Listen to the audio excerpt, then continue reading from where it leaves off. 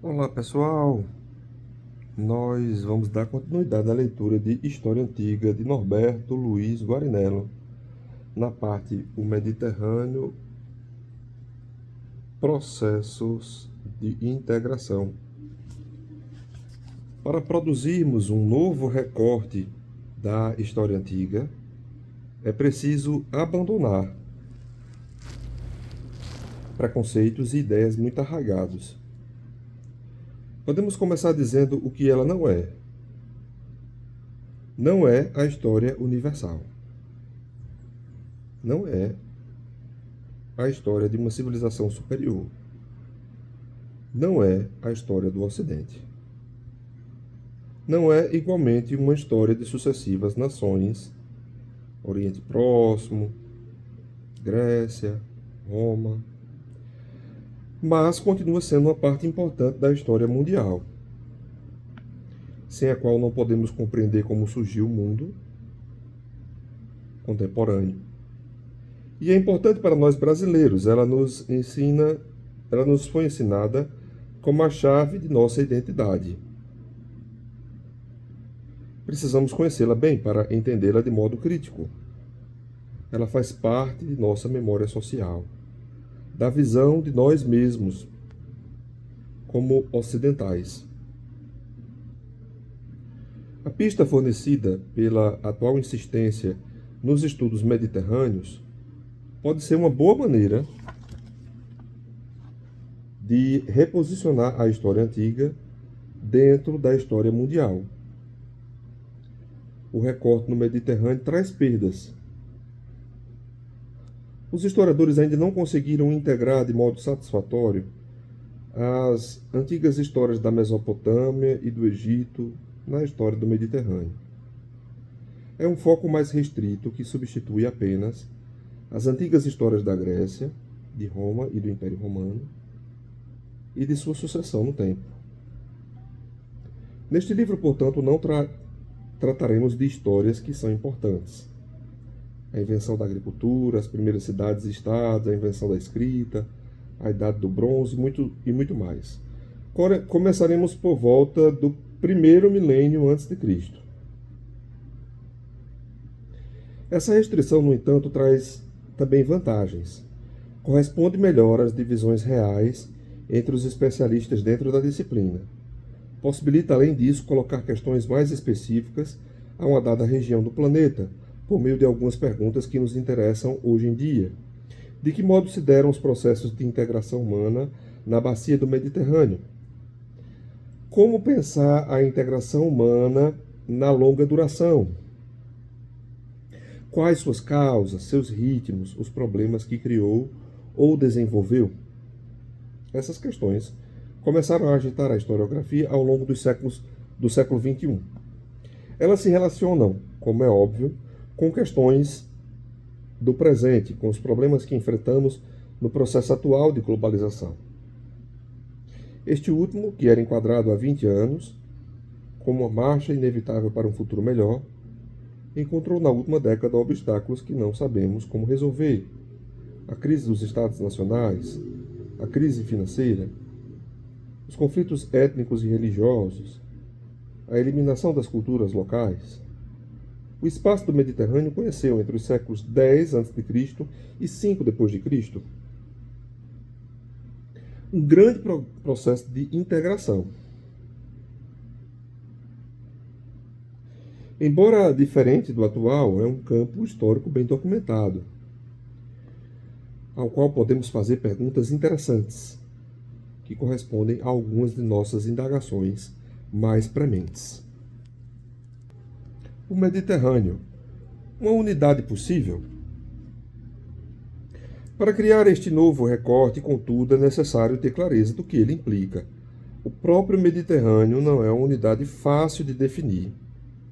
Nos últimos anos, em busca de alguma nova unidade que a velha história antiga, o termo tem sido usado de modo indiscriminado e pouco claro. Uma das primeiras obras a tentar formular um conceito preciso de Mediterrâneo foi a monumental O Mar Corruptor, um estudo da história do Mediterrâneo, dos ingleses Peregrine e Horder, Horden e Nicolas Purcell. Claramente influenciado pela obra-prima de Fernand Braudel, O Mediterrâneo e o Mar Mediterrâneo, à época de Felipe II, de 1949, o livro teve um grande impacto na historiografia. O Mediterrâneo é descrito pelos dois autores na longa duração, sob a perspectiva da ecologia histórica. Sua preocupação é entender como o mar Mediterrâneo afetou as relações entre os povos às suas margens. Esse mar é um imenso lago, separado do Atlântico pelo Estreito de Gibraltar e do Mar Negro pelo Estreito do Bósforo. Suas águas são salinas, o que restringe a produção de peixes. É um mar quase sem marés, no qual a navegação é dominada pelas correntes e pelos ventos. São estas que determinam as facilidades e dificuldades de se cruzar suas águas. Em geral, antes da navegação a vapor, era mais fácil seguir as correntes que giravam em sentido anti-horário. Entre o final do outono e o início da primavera, a navegação era muito arriscada. No restante do ano era, pelo contrário, muito fácil e previsível. Trata-se de um mar amigável e que acelera as comunicações. Esse é um dos pontos essenciais para ambos os autores. 3 grandes penínsulas avançam sobre o mar Mediterrâneo. A longa península da Itália, a Península Balcânica e a Anatólia, a atual Turquia. Pode-se dividir o Mediterrâneo em 2 partes fundamentais, a oriental e a ocidental. A oriental é marcada por uma sucessão de ilhas próximas umas às outras, algumas bem grandes, como Creta, Chipre e Rhodes. Outras pequenas, como as Cíclades e as Hespórades. O Mediterrâneo ocidental tem menos portos e ilhas.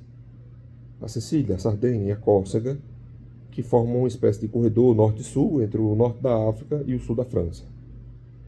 Por fim, a margem norte do mar é mais povoada e navegável que a do sul, cuja costa tem poucos portos e fica próximo ao deserto do Saara. Os estudos sobre o Mediterrâneo não têm por objetivo propriamente o mar, mas as terras influenciadas por ele. É nas terras, não no mar, que vivem os mais diferentes povos.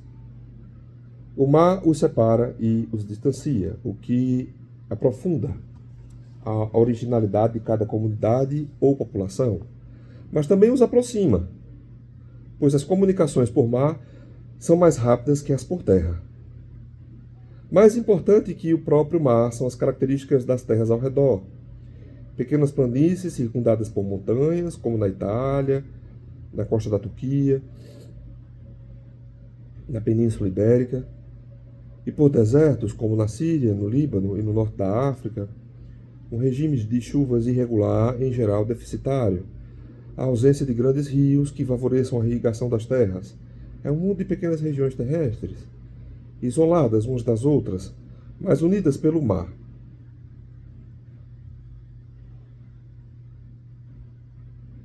O Vale do Rio Nilo é a única grande exceção.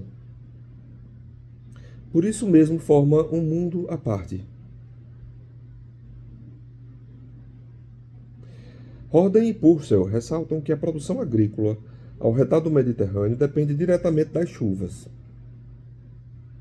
Todo ano, em alguns lugares do Mediterrâneo, chove menos do que o necessário e há crises periódicas de produção. Por isso, afirmam que nenhuma produção agrícola no Mediterrâneo pode ser autossuficiente.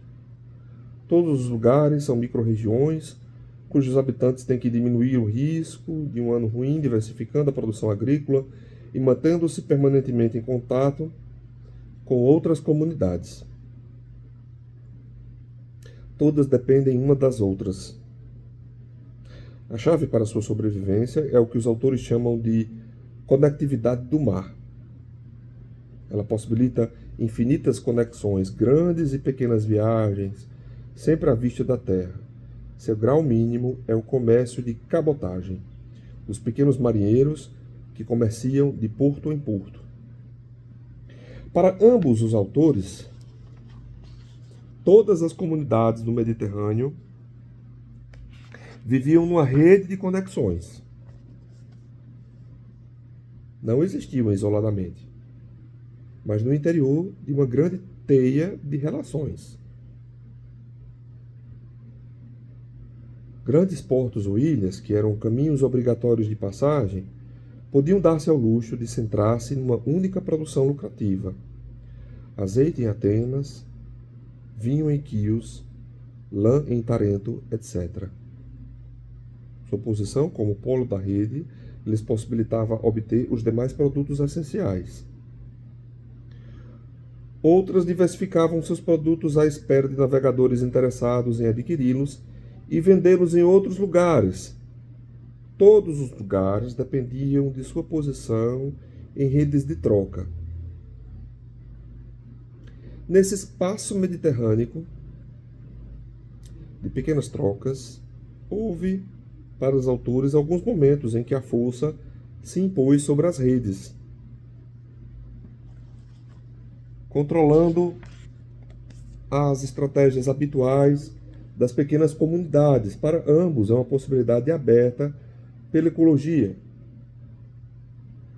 O mar Mediterrâneo era um espaço ideal para a extensão do poder à distância, controlando as terras e o fluxo marítimo entre elas. Ressaltam ainda 3 principais instrumentos de controle sobre a produção. Obrigaram a região a ser monocultura, principalmente dos produtos mais essenciais, como o trigo. Criar centros de estocagem para controlar os efeitos das flutuações climáticas a cada ano e produzir bens que durem por anos, como o vinho. Redistribuir bens e produtos para as zonas carentes, onde seu valor é mais alto. A ecologia do Mediterrâneo não definiria para Horden e Purcell apenas limites, mas também possibilidades de exploração. Então, o poder físico de dominação, embora surgido nas redes de contatos, não era exercido apenas nas rotas marítimas, como também sobre as terras e sobre seus habitantes. Por isso, o Mediterrâneo nunca teria conhecido um campesinato estável, mas uma grande mobilidade de pessoas, movidas pela colonização e pela escravidão. Conectividade e mobilidade são os 2 conceitos-chave que repercutiram fortemente nos estudos mais recentes sobre a região. O mar corruptor torna-se um ponto de referência e suscitou um intenso debate na historiografia. A ideia de conectividade foi rapidamente associada ao desenvolvimento da internet, como se o Mediterrâneo fosse um espaço de comunicação sem fronteira. Foi, sem dúvida, sua inspiração, mas não fica claro na obra até onde iriam as margens do Mediterrâneo. Não deveríamos incluir, em alguns momentos, o Vale do Nilo, a Mesopotâmia e a Europa Central? Afinal, trata-se de uma história de povos, não do mar. O Mediterrâneo e a história. Por fim, quais seriam os ritmos de uma história no Mediterrâneo? Teria permanecido sempre igual? A principal crítica que se faz à obra é precisamente esta, que não é histórica. A conectividade do mar é, no fim das contas, apenas uma possibilidade.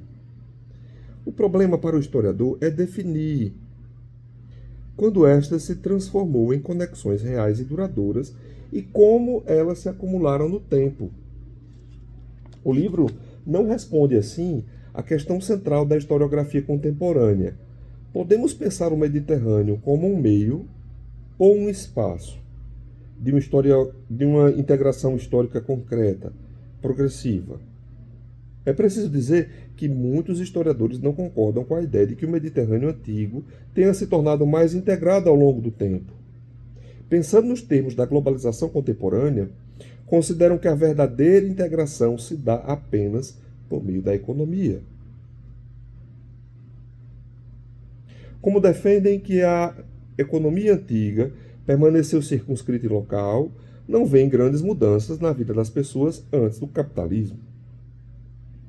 Os estados podiam ser pequenos, como uma cidade, ou grandes, como um reino ou um império, mas para camponeses e artesãos a vida consistia em trabalhar e pagar taxas. Haveria impérios mundo, mas não sistemas mundo. Essa é a ideia central do sociólogo e historiador Wallenstein, cuja obra O Moderno Sistema Mundo, a Agricultura Capitalista e as Origens da Economia Mundo Europeia no século XVI, de 1972, foi muito influente. Mas essa ideia de um mundo antigo permanentemente desconectado é negada pela própria documentação. As localidades ao longo do Mediterrâneo não permaneceram imutáveis ao longo dos séculos. Pelo contrário, elas foram tecendo vínculos cada vez mais fortes, estabelecendo conexões concretas, redes cada vez mais sofisticadas, que se acumularam ao longo dos séculos. É o que veremos neste livro. Ao contrário do que havia proposto Fernand Braudel na obra citada anteriormente, vamos rever a obra, porque o nome é grande e é muito bonito. O Mediterrâneo e o Mar Mediterrâneo, a época de Felipe II, um livro de 1949. Que via a longa duração como um tempo no qual nada ou muito pouco muda. É preferível pensá-la em termos de história humana.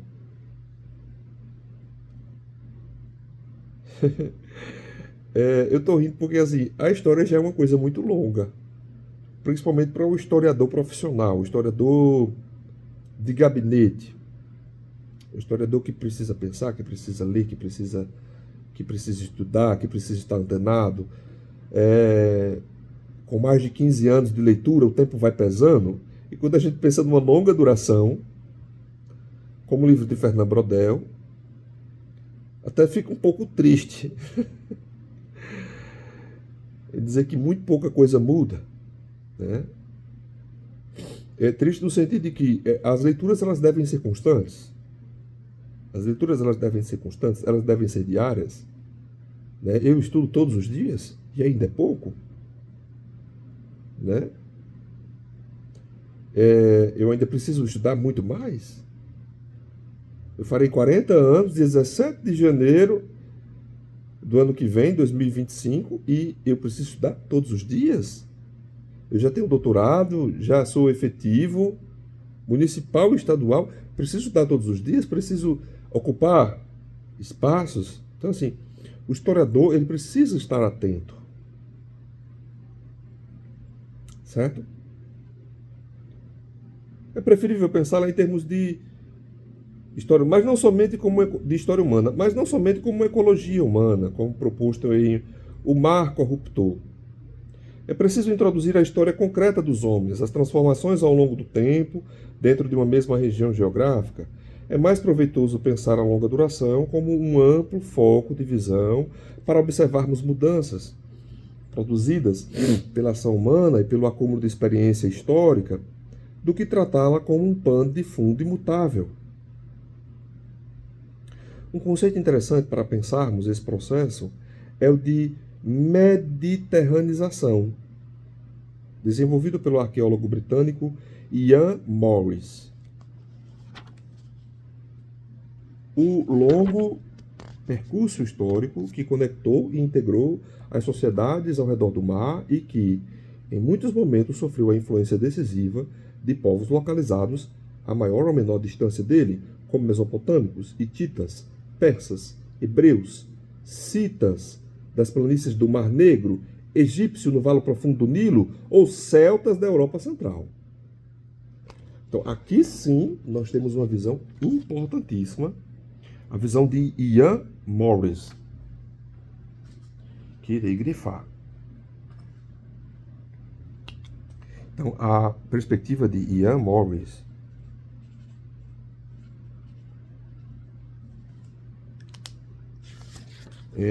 o espaço do Mediterrâneo e as terras a seu redor podem ser vistos na longa duração como tendo sofrido um progressivo processo de integração de suas comunidades territoriais. Não se trata, obviamente, de um movimento histórico semelhante à atual globalização da economia mundial.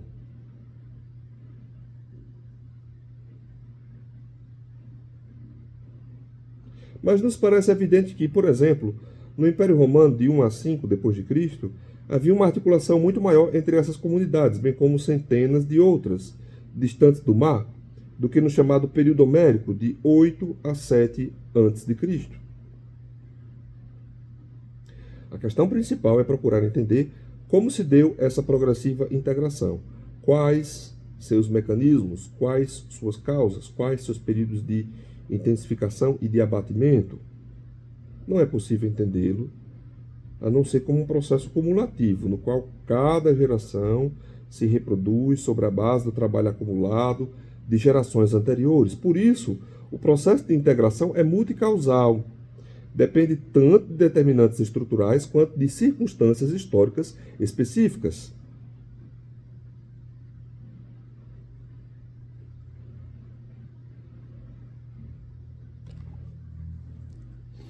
A ideia central é que esse processo deve ser visto através da crescente articulação das fronteiras internas de cada comunidade local com aquelas externas.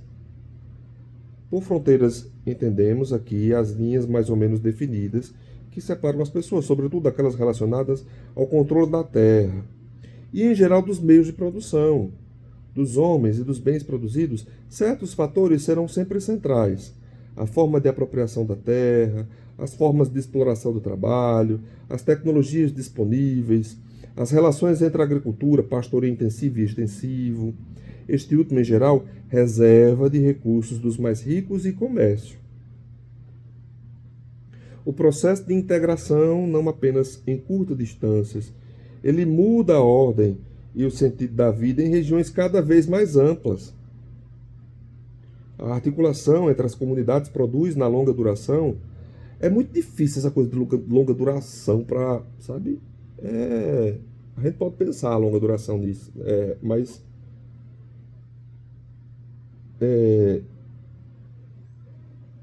já é um desafio pensar a história antiga, certo? Podemos usar como metodologia a longa duração, de Fernand Braudel. Mas, claro que, inclusive, a gente pode tirar boas conclusões. Mas eu gostei mais especificamente dessa que foi citada anteriormente, de Ian Morris, certo? De integração das sociedades ao redor do mar. Sistemas sociais cada vez mais complexos e sofisticados, embora não conduza necessariamente à homogeneização das comunidades. O processo de integração submete ao longo do tempo e em escala cumulativa. É isso que preocupa, né? Essa coisa assim que vai se acumulando, né? As fronteiras locais e a vida local, as fronteiras mais amplas, a unidade mais extensa. É um sistema de diferenças em escala maior que lhe confere de fora suas próprias identidades e seu sentido. Vamos ver agora o último tópico do capítulo: integrações anteriores. O mar Mediterrâneo vem sendo atravessado pelos seres humanos há muitos milênios, mesmo antes da invenção da agricultura. No Mediterrâneo Oriental, por exemplo, existe uma ilha, Melos, que produz uma variedade de rochas vulcânicas muito especial, a obsidiana. É uma pedra negra, vitrificada, fácil de ser reconhecida. Ela oferece uma excelente matéria-prima para a produção de instrumentos de pedra, por ser resistente e propiciar um fio muito cortante. Ora, objetos feitos com essa obsidiana são encontrados em vários sítios arqueológicos do Mediterrâneo, alguns datados de mais de 10.000 anos. Mas a possibilidade de navegação não significa necessariamente um processo de integração. O primeiro deles se iniciou no terceiro milênio antes de Cristo, a chamada Idade do Bronze. Então, a Idade do Bronze ela se inicia no terceiro milênio antes de Cristo, 3.000 anos antes de Cristo. Vai até 1.200, salvo engano, antes de Cristo. E envolveu principalmente o Mediterrâneo Oriental. Seu principal centro foi a ilha de Creta, onde se ergueram grandes palácios-cidades, como Knossos. E se desenvolveu um artesanato próprio, cuja tecnologia parece ter sido importada em parte do Egito e do Levante. Os arqueólogos a chamam de civilização minoica, numa referência ao lendário rei cretense Minos, que teria construído com a ajuda de Dédalo um labirinto para prender o Minotauro. A partir de cerca de 1800 a.C., a influência de Creta se estendeu pelas ilhas do Mar Egeu e na Grécia continental. Como muitas sociedades do período, os palácios minoicos eram administrados por uma burocracia letrada que desenvolveu sua própria escrita, chamada de Linear A, e que ainda não foi decifrada. Na Grécia continental também se desenvolveram grandes palácios, mas construídos como fortalezas cercadas de altas muralhas. Os arqueólogos a chamam de civilização micênica. Nós a conhecemos melhor, pois sua escrita, denominada de Linear B, pode ser decifrada. Isso porque a língua expressa pelos caracteres era já a língua grega. Essas sociedades palacianas, a civilização minoica, a civilização micênica, mantiveram um estreito contato entre si com o Egito, a Anatólia e o Levante, com letra maiúscula, Levante. É difícil definir seu grau de integração política e social, mas os palácios parecem ter sido os principais organizadores da vida social. Retiravam tributos das aldeias camponesas, estocavam os excedentes em grandes depósitos, distribuíam-no para o restante da sociedade. Havia certamente especificidades locais. Muitos sítios arqueológicos do período micênico, como Atenas, não possuíam palácios. Os grandes centros micênicos parecem revelar uma sociedade mais militarizada que a dos palácios de Creta. Sim. De qualquer modo, as trocas de objetos eram frequentes. A influência recíproca é clara nos estilos decorativos, na cultura material e nas estruturas da vida cotidiana. Parece ser um processo de integração cumulativo, que se intensifica com o tempo, mesmo que não tenha sido linear. Linear não é, né, querido? Linear não é. Terremotos e erupções vulcânicas parecem ter marcado momentos de ruptura, sobretudo em Creta. A partir de cerca de 1400 a.C., a própria ilha de Creta foi ocupada por invasores micênicos. Então, a própria ilha de Creta, cuja capital era Knossos, veja, da civilização minoica, foi ocupada pelos micênicos. Lembre que a civilização minoica produziu o linear A. Por muito tempo, o linear B dos micênicos pensava-se que era outra língua, depois que se viu que era a língua grega. Mas não foram rupturas definitivas. A vida, aos olhos dos arqueólogos, sempre parece ter sido retomada mais ou menos do ponto de ruptura. Objetos micênicos, datados de cerca de 1300 anos antes de Cristo, foram encontrados na Itália, na Sicília e na Sardenha. A rede de conexões parecia a ponto de ampliar-se. No século seguinte, no entanto, ocorreu o que os historiadores, por falta de termo melhor, chamam de colapso. Exatamente em 1200 anos antes de Cristo, que é o fim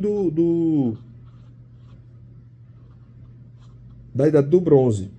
Desculpa, da Idade dos Metais. É da Idade do Bronze mesmo.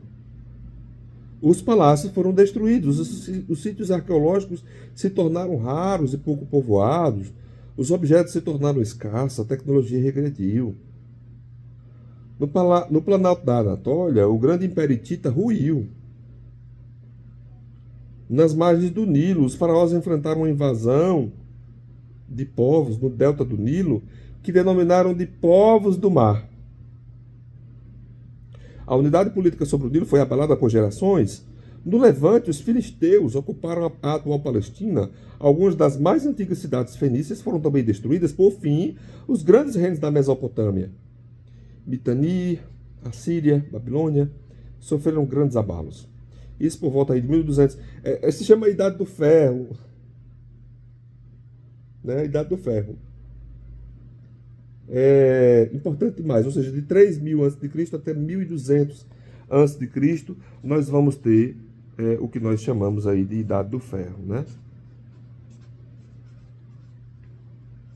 Mais ou menos, né? Obviamente, aproximadamente, né?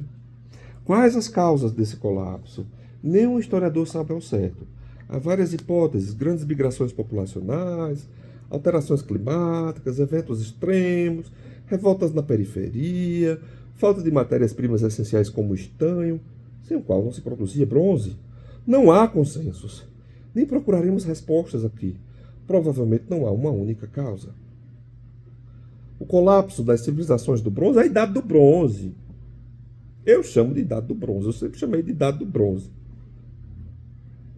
É a Idade do Bronze. De 3000 a.C. até 1200 a.C. Ele está fazendo uma confusão aqui, porque ele não chama nem Idade do Ferro, não denomina de Idade do Bronze, não é a Idade dos Metais. É a Idade do Bronze. Nos é importante por duas razões. O colapso das civilizações do bronze. Isso aqui é importante. Mostra-nos de forma talvez assustadora que os processos de integração e de crescimento não são invulneráveis, nem indestrutíveis, nem irreversíveis.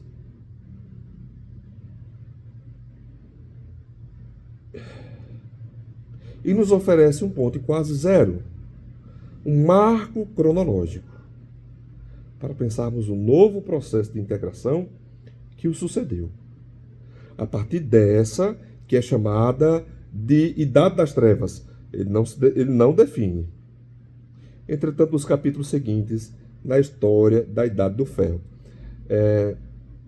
E assim nós finalizamos aqui. Mas é a Idade do Bronze, certo? Que ele está se referindo aqui. Ele usa os dois livros, né, o de Horden e de Purcell. Ele usa o original em inglês, The Corruption Sea, A Study of Mediterranean History. E The Great Sea, A Human History of the Mediterranean, da editora de Oxford, da Universidade de Oxford. Até lá, pessoal. Um grande abraço.